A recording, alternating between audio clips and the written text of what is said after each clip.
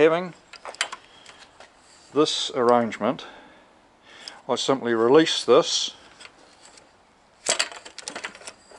and drop the anchor down, and just goes quietly into the water and really will just stop the boat immediately. So I think it'll work really well, and I'm expecting to try it out the next time I take this kayak out. These here are my first idea for pontoons. Now, why I'm bothering to show you is that had I not loaded this kayak up with 200 kilos of weight, these would have been fine for stability. They were going to go like that, and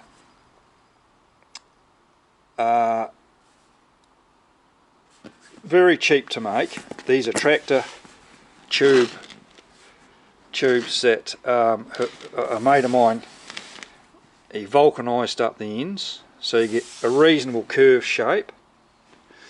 What I didn't come up with was how to attach them properly, but I'm sure there's plenty of people out there that, because they're so buoyant as well, but to attach them, you know, it just needs a bit of thinking. It would have worked it out eventually, but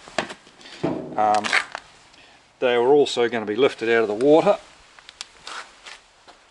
by twisting this pipe. That's why that's originally in there.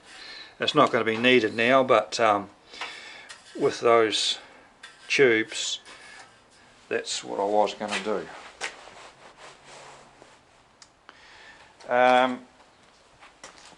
The batteries to drive the electric motor, there's two 12-volt batteries. This is the main battery. This is a deep cycle battery. Now, they're not cheap, but they do come on special, and I got both my batteries, I think 30% off, I think, something like that. Now, why I've got two is the smaller battery, which is just a basic marine battery, is a backup battery. I'm concerned that I should be able to look after myself rather than calling on someone for help. So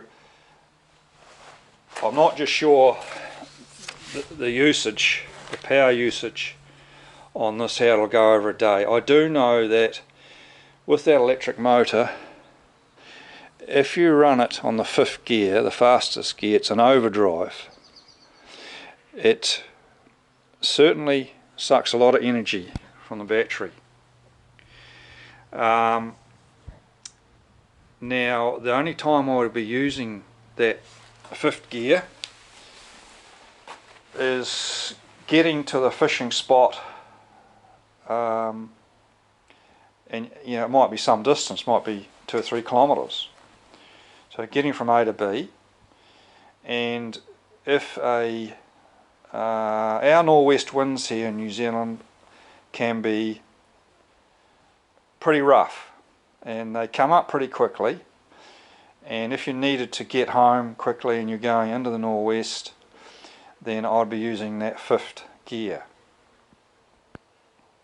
But if you're using the 2 and 3 gears, there's not a lot of power drawn from that battery, and I know from a friend who's got the same HK trolling motor, his battery lasts 2 days. So it's a bit of trial and error yet, but this is my backup battery, and it slips down the front. It goes onto this wee metal platform, which is, I've stuck some polystyrene in the bottom to shape of the hull, and then it gets pushed forward up hard against the polystyrene that's shaped so that the battery can fit nicely. It then gets pulled up with this red strap, so it really can't move sideways. It's well held, and then it's connected first and then slid down, so it's all neat and tidy in there.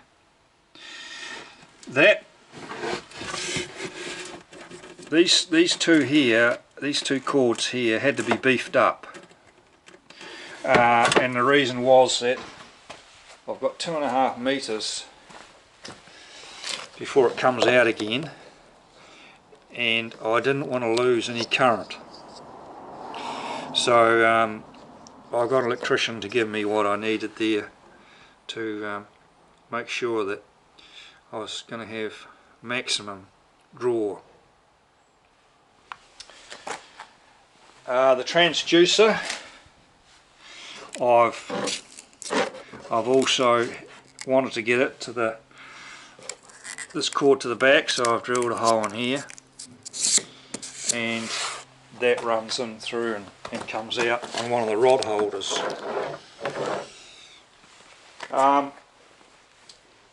Now, if the kayak is to be used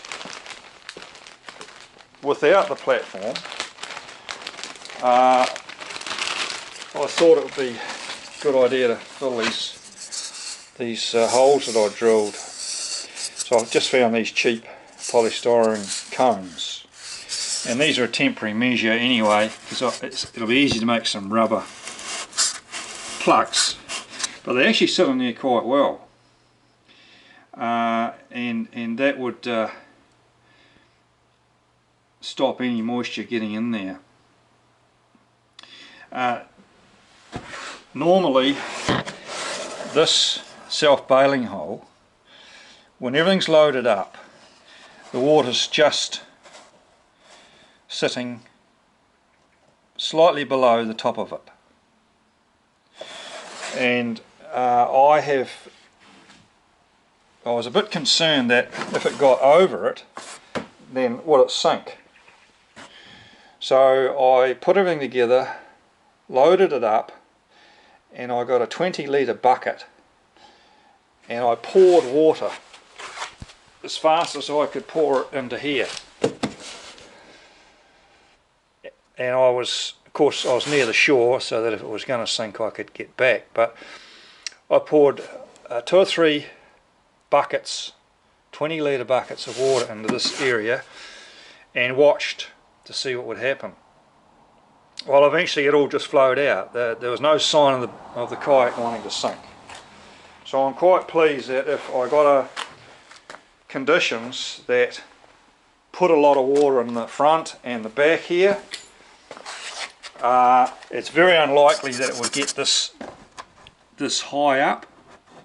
If I've got that much water in this boat, then I'm in big trouble. I mean, I poured a lot of water in, and it all drained out.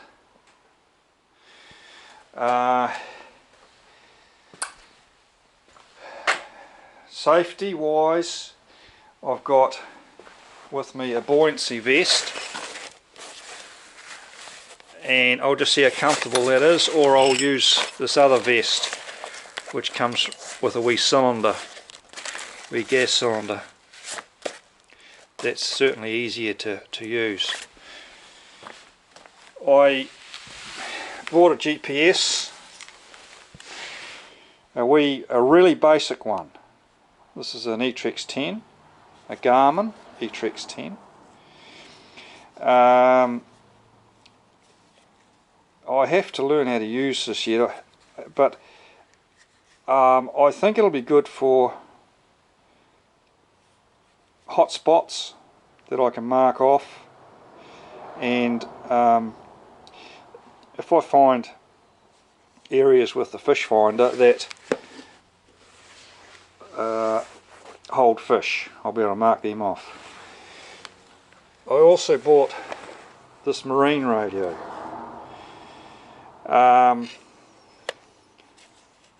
you just don't know when you're going to need help, and I didn't want to be left without some sort of ability to get hold of someone. This is a waterproof machine, and it also floats, so I think it'll be fine for the job.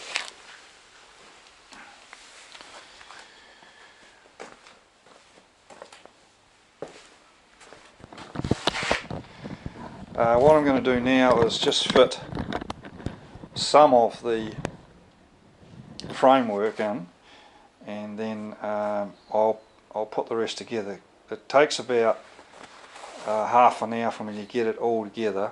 Well, that's unloading the van and setting it all up, and rather than take you through all that, I will just show you how it looks when it's completed. But I will clamp this on here